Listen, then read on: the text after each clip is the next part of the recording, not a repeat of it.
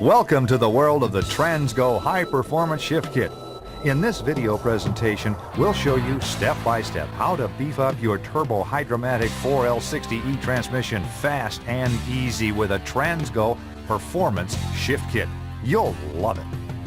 This transmission is about to come alive. This video shows a typical installation. Its purpose is to help you install this kit with confidence.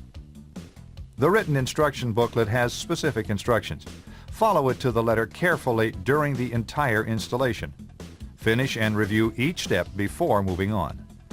When installing springs, follow the instructions for custom options, size, location, and color.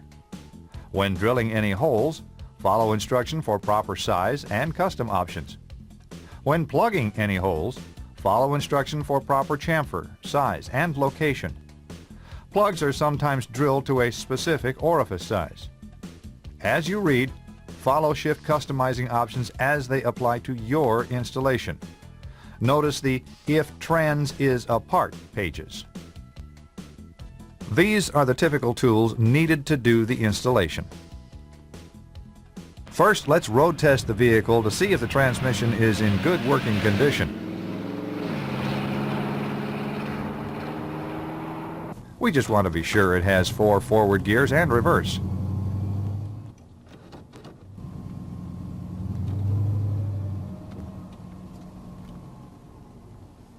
Let's get started. Release the hood latch. Let's raise the hood and remove the dipstick.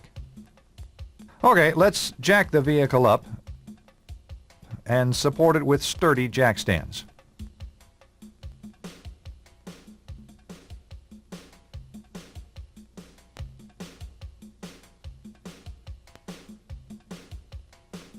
Before we go under the car, let's gather the required tools.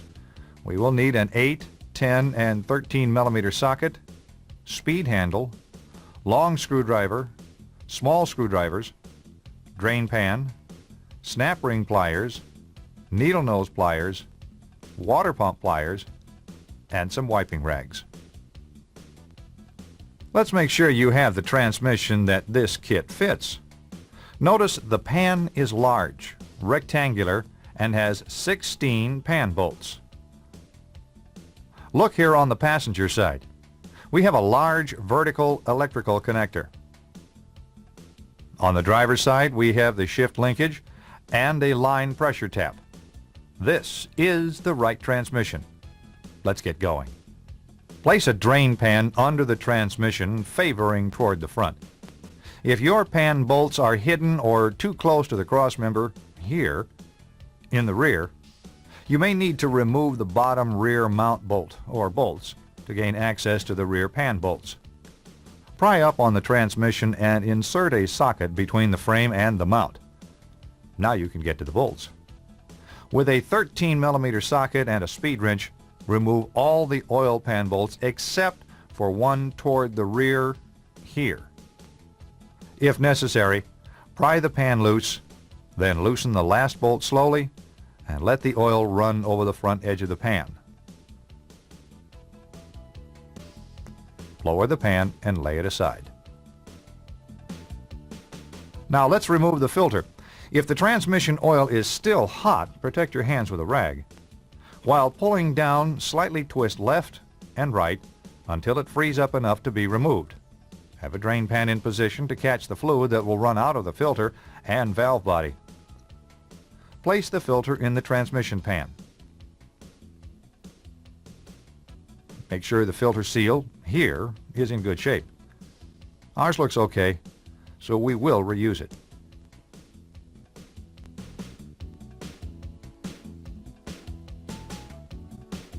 Before removing the wiring, let's make a simple drawing showing how the wires are connected to the solenoids. Okay. Now, let's remove the wiring harness and these 2 solenoids.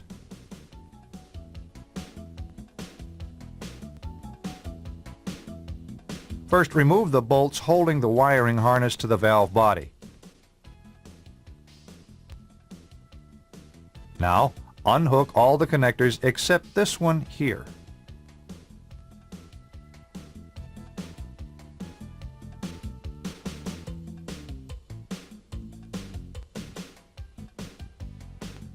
use a small screwdriver or an ice pick and remove this clip. Carefully pull this solenoid out of the valve body.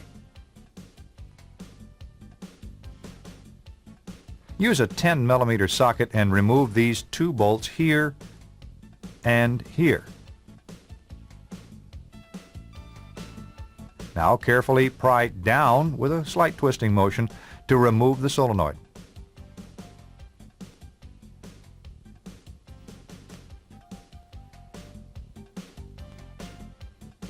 Now let's tuck the wiring harness out of the way, like this. Place the drain pan under the valve body to catch the fluid that will drain from the valve body and transmission. Okay, let's get going. Now let's remove the valve body. It's held in place with 17 bolts. Some we have already removed. Notice the short 13 millimeter bolt that holds this detent spring in place right here. Remove it now using a 13 millimeter socket and set it in the pan. Change to the 10 millimeter socket and remove the 3 long bolts from this plate first.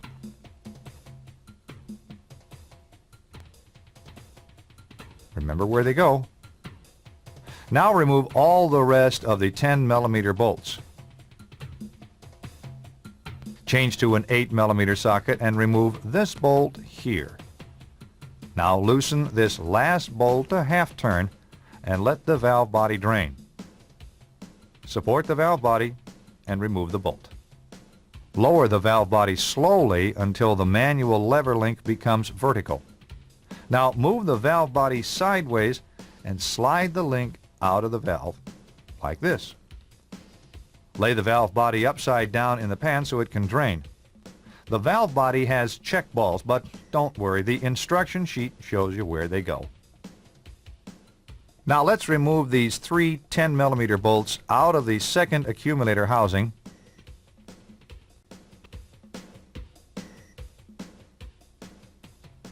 and lay it in the pan. Let's change to an 8 millimeter socket and remove 2 of the bolts from this plate.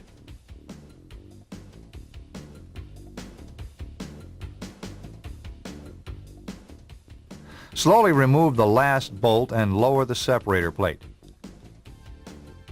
Be careful not to lose the check ball on the separator plate. Don't worry, the instruction sheet shows where it will go. If the 4th piston did not come down with the separator plate, remove it.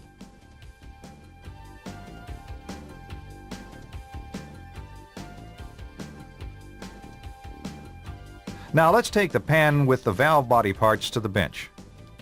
Remove the parts from the pan and organize them on the bench so you can find them as you need them. Clean your pan. Let's take a minute or two to rest. Separator plate on the valve body, like this.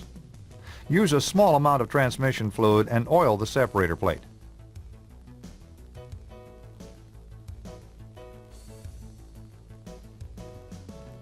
Find the gasket with the letter C cut in it here. Lay it on the separator plate.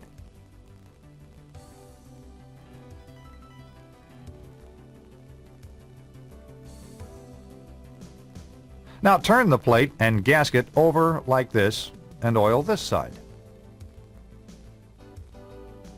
The other gasket should have a V cut in it here. Lay the valve body gasket in place.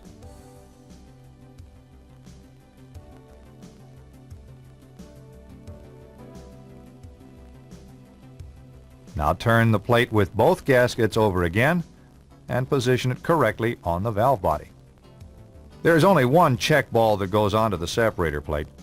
Let's put some Vaseline at the check ball location here and install the ball. Set the valve body and separator plate aside for now. Let's clean and dry the accumulator housing and the 2nd and 4th accumulator pistons with these tabs up. Now lube the sealing ring. Assemble the 4th accumulator like this. The big yellow spring goes into the pocket of the piston. Set this assembly, the 4th accumulator piston, and the other big yellow spring by the valve body. We will install them in a few minutes. Full piston cover. Look, it's right here. While prying in on the cover, use the small screwdriver to remove this snap ring. Look, pry it out here. Ah, there it comes.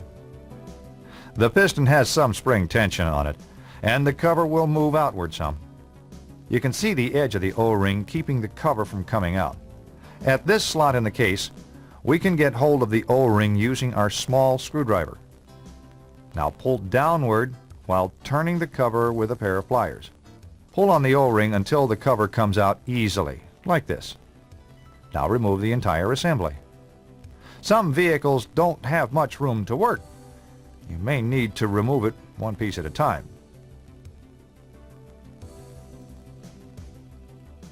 Put the parts in the pan. Use a pair of long-nosed snap ring pliers like these and remove this snap ring. It holds the boost valve bushing, the pressure regulator springs, and the pressure regulator valve in the pump. Be careful here. The parts above the snap ring are under some spring tension. Carefully push up and release a few times so the bushing will come down without sticking. Remove the boost bushing and valve along with the pressure regulator springs and valve. Use a pair of needle nose pliers to remove the pressure regulator valve if it doesn't come down. Put these pump parts in the pan and take them back to the bench. Find the pressure regulator parts we just removed. Here they are. Set the boost valve and the original pressure regulator springs aside. You will be replacing them with these new high-performance springs and valve found in the kit. Here they are. Under the car we go. Place the pressure regulator valve on top of the new spring and push it up into the bore as far as you can.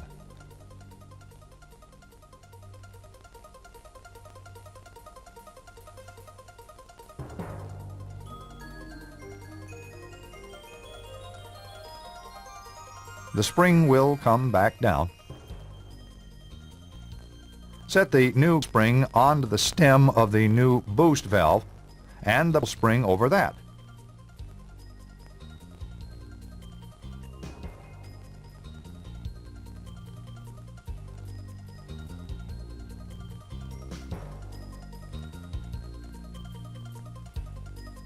Use a screwdriver to push the assembly up into place while using the snap ring pliers to install the new snap ring.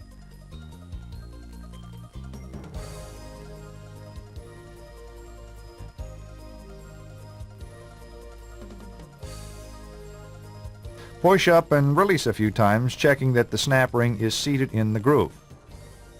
If you have trouble with the snap ring and just don't have enough hands, get a buddy with a long, thin screwdriver to help you. Let's go back to the bench. We will need to disassemble this component.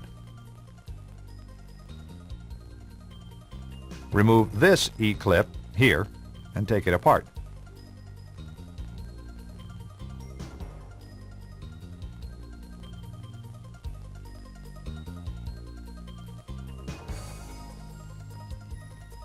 Now we need to remove this snap ring here .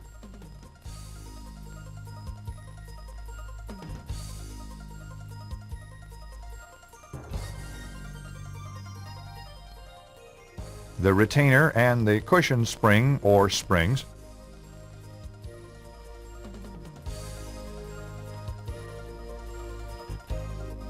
Clean and dry all the parts.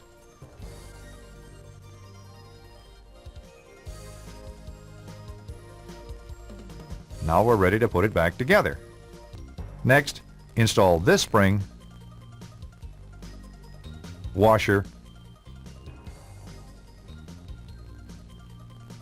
and E-clip. Make sure the sealing rings are still in place on the second piston. If necessary, use a little Vaseline to hold them in place. Next, find the large red O-ring and install it on the second housing.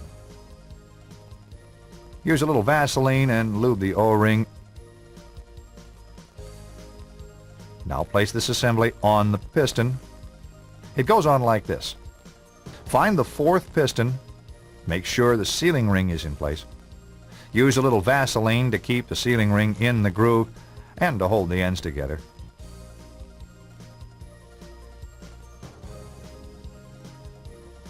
Now slip the fourth piston onto the pin with the knob outward. Now install the blue O-ring on the cover and lube it with the Vaseline.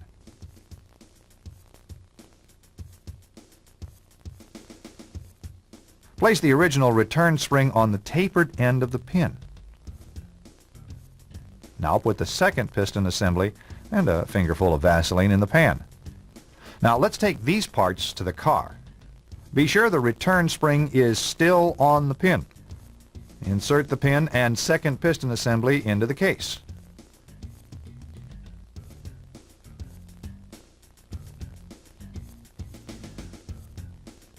The second housing goes next, like this.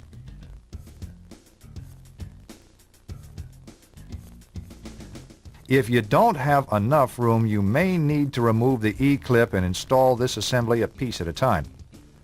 If you have to do this, don't forget to reinstall the spring, washer, and E-clip. Now slip the fourth piston onto the pin with the knob out.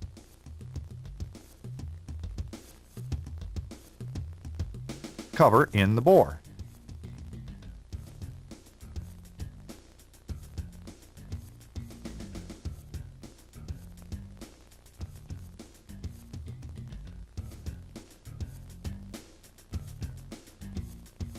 Push the cover in with a long screwdriver and install the snap ring like this.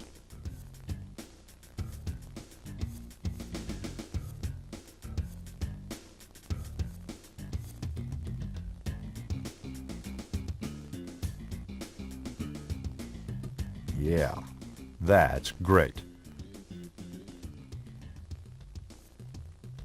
With the snap ring installed, go to the opposite side of the transmission and reach in through this hole with a thin screwdriver to check for band clearance. You must be able to wiggle the band easily front to rear, 1/16 to 3/16 of an inch. The drum will move some, so be sure the band is moving back and forth on the drum. Ours looks good.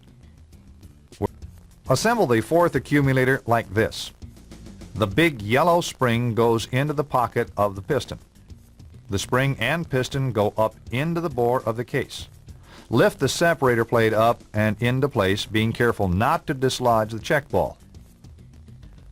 Use a short bolt from the solenoid here in the center to hold things up while we align the separator plate and gaskets and install the Z-bolts. Here and here.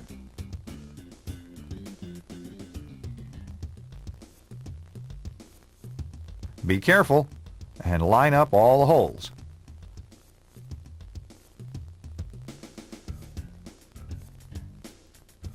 Now install this plate using the 3 short 8mm bolts. Tighten them evenly.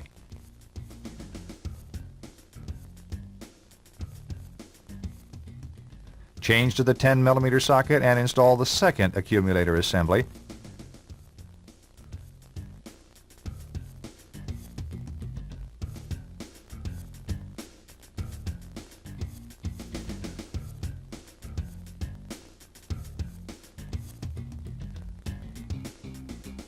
And tighten the bolts evenly.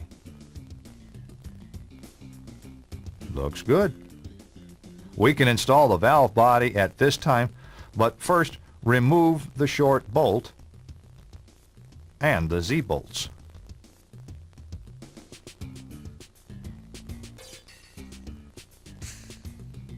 The 4 different length bolts are referred to in the instruction sheets as A bolts, B bolts, C bolts, and D bolts. They're shown actual size, so pay attention to where they go. Make sure the check balls are still in place and guide the valve body up while hooking the manual link to the manual valve, like this. Push the valve body up into place while installing the C-length bolt here at the center, hand tight.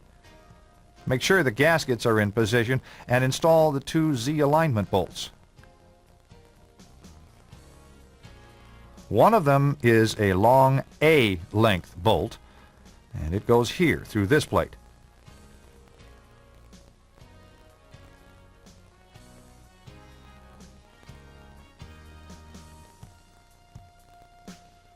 The other one is a D length bolt, and it goes here.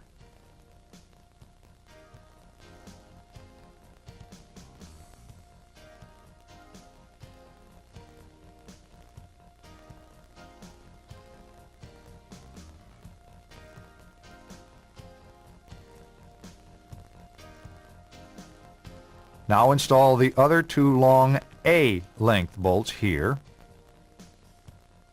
and here. The other short D length bolt goes here.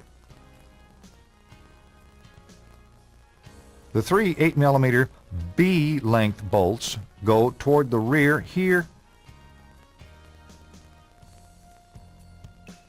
here, and here.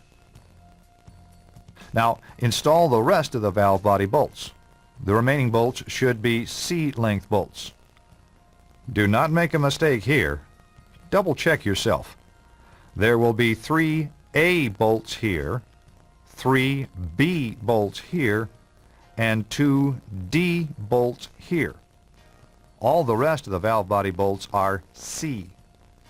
When you're sure the valve body bolts are installed correctly, tighten them evenly.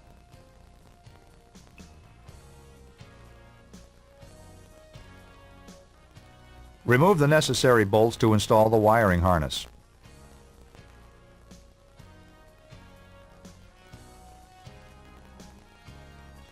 Install the harness and tighten the bolts.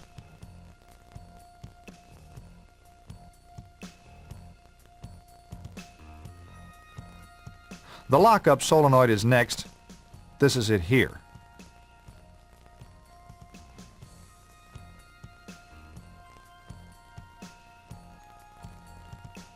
Install the solenoid and the two short bolts.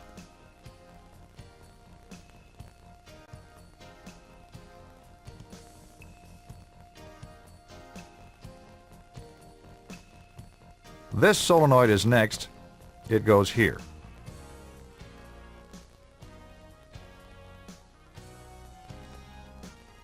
Don't forget the clip. There. The solenoid can't fall out. Looks good. Now reconnect the wires. Refer to the drawing if necessary.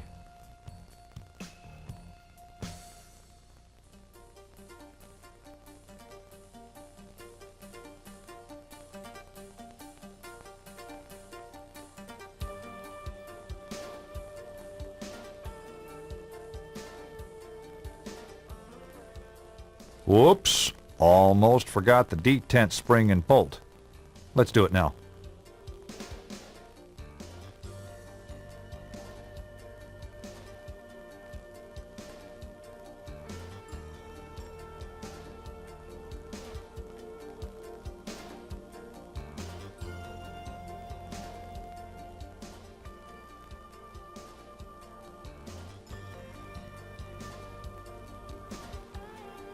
Now recheck all the valve body and accumulator bolts.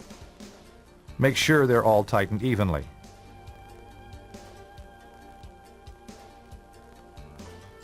If you have any doubts about your work up to this time, double check it now.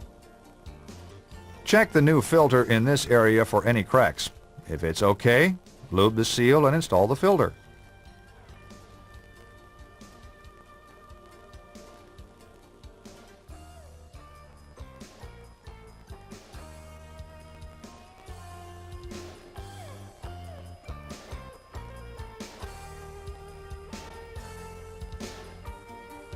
Place the pan gasket on the pan and lift the pan into place like this.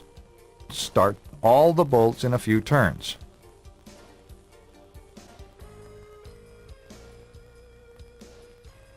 Now tighten all the pan bolts with a speed handle evenly. Double check each bolt.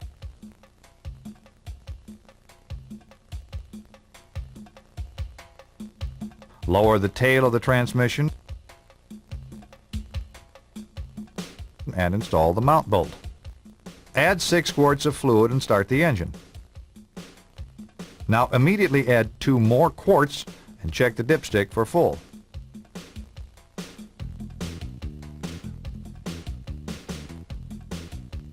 Look, it is still about a pint low. Let's add and recheck.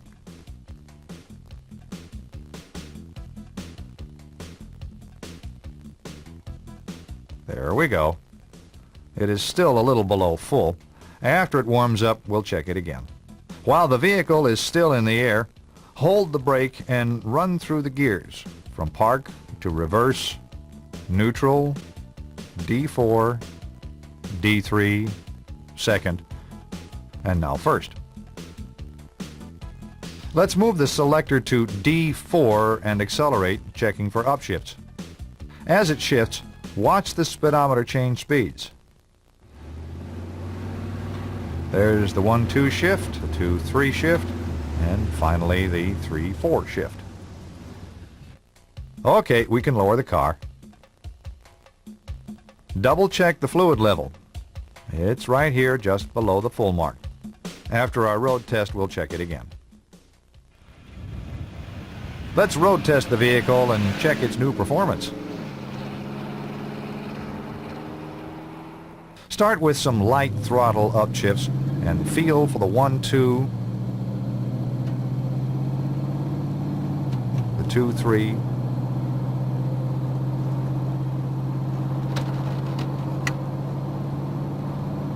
and the 3-4 shifts. This will tell us if the valve body is working normally. Do we have good, quick, crisp shifts with no delays? Then try some upshifts at 3/4 throttle to see how the shifts get firmer with throttle.